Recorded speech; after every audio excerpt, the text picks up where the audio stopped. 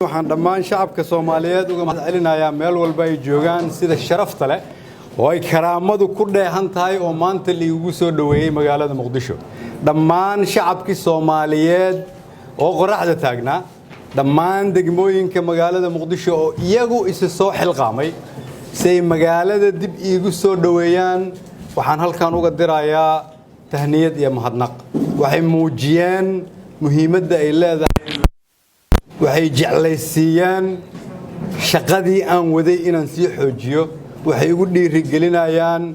inaan ula jeclaado wax walba iyagu ay jecel yihiin siday u jecel yihiin dhammaan dadkii Soomaaliyeed oo ay soo dhaweeyay dhalinyaro iyo waayeel rag iyo dumar madax iyo shacab waa u mahadcelinayaa si gaar ah waxaan ugu mahadcelinayaa dhalinyarada Soomaaliyeed oo mar walba muujiya macnaha ay xambaarsan tahay dawladnimadu sidii aan xilka uga degay waxaan muddooyinkii la soo dhaafay wada tashi la sameynayay dad badan oo Soomaaliyeed oo kala jooga magaalada Muqdisho iyo dalalkii aan safarada ku soo kala bixiyay qof walba oo Soomaaliyeed oo aan soo arkay wuxuu rajo ka qabaa dalkiisa iyo horumarka dalkiisa ragga iyo dumarka culimada iyo ganacsatada dhalinyarada iyo ciidanka cid walba oo aan talo weydiiyay waxa ka muuqata rabitaan ah dalkan in laga hirgeliyo dawladnimo waarta dalalkii aan ku tagay safarka waxa igu soo dhaweeyay dad badan oo Soomaaliyeed oo kala duwan waxaan ka bilaabay safarkayga Djibouti oo madaxweyne Ismaaciil soo dhaweeyay waxaan ku xajiyay Kenya oo dhammaan shacabka Soomaaliyeed oo halkaas ku dhaqan dad dawladda Kenya u shaqeeya oo Soomaali ah iyo Soomaali halkaas ka ganacsatada waxay ii soo dhaweeyeen si sharaf leh waxaan ku maqnaa magaalada Istanbul oo halkaasna si diiran ay ummadda Soomaaliyeed igu soo dhaweeyeen madaxdii aan Soomaalida ahayn oo aan la kulmay waxay rajo ka qabaan iyaguna inay noqoto Soomaaliya dal ay wax la qabsadaan mustaqbalka oo laga hirgeliyo dawladnimo iftiinta meel walba oo aan tago shacabka Soomaaliyeed waxa ka muuqatay rajo laakiin meel walba oo aan tago waxa ka muuqatay shacabka Soomaaliyeed inay walwal iyo walaac ka qabaan xaaladda adag ee uu hadda dalku marayo sidaad ogtiin intii aan ra'iisul wasaare ahaa ayaan ummadda Soomaaliyeed u sheegay in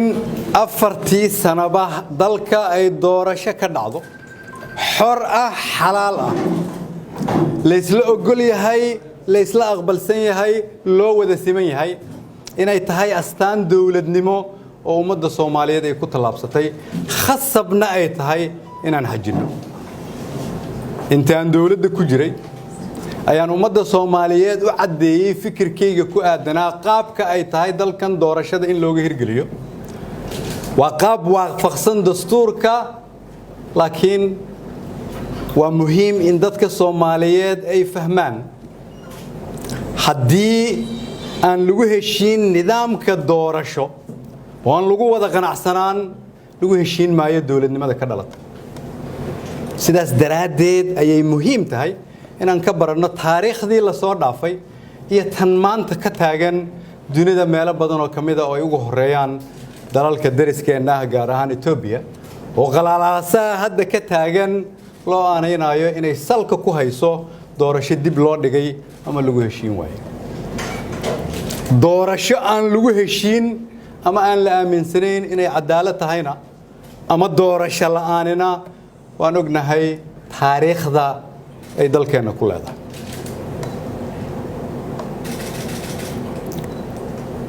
waa muhiim marka inaan mar kale ku soo celiyo maqashiyana dhigaha shacabka Soomaaliyeed oo ah si aan uga fogaano khalalaaso dalkan ka dhaca si dawladnimadu aanay gadaal ugu dhicin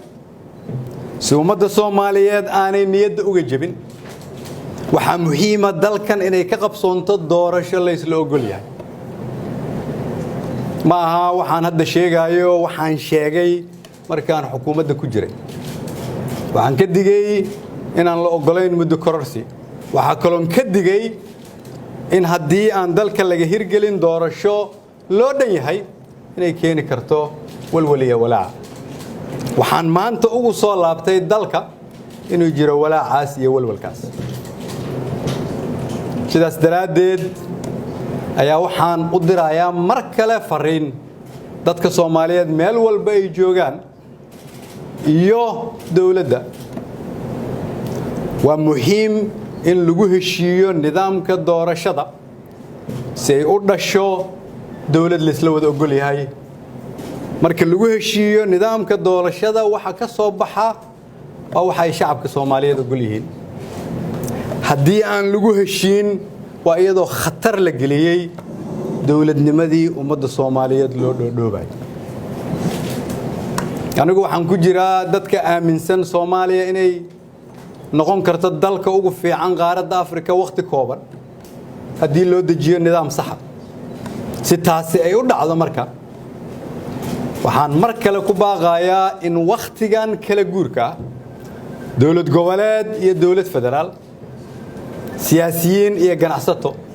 culummo iyo dhalinyaro haween iyo cid walba oo Soomaaliyeed oo ka damqanaysa dawladnimada inaan kulligeen u soo wada jeesano sidii aan xaaladda adag ee dalku hadda ku jiro aan uga saari lahayn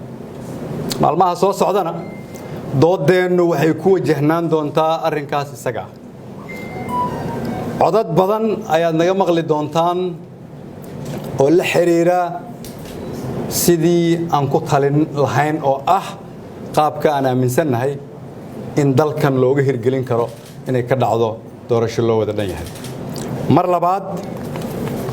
waxaan u mahad celinayaa shacabkii Soomaaliyeed oo isu soo baxay oo aniga soo dhaweeyay waxaan u taaganahay in aan u adeego ummadda Soomaaliyeed sida aan hore ugu sheegayna si hufan daacad ah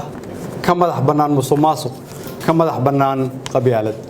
qof waliba waajib baa saaran qof waliba muhiimad ayay u tahay inuu dalkiisa u turo una shaqeeyo labaduba ummadda Soomaaliyeed way ugu soo barteen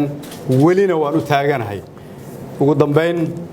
ummadda Soomaaliyeed meel walba ay joogaan waxaan leeyahay waqtigan adag waa muhiim in gacmaha la isqabsado si dalka looga samata bixiyo xaaladda adag uu ku jiro waa mahadsantiin wassalaamu calaykum waraxmatullaahi wabarakaatuh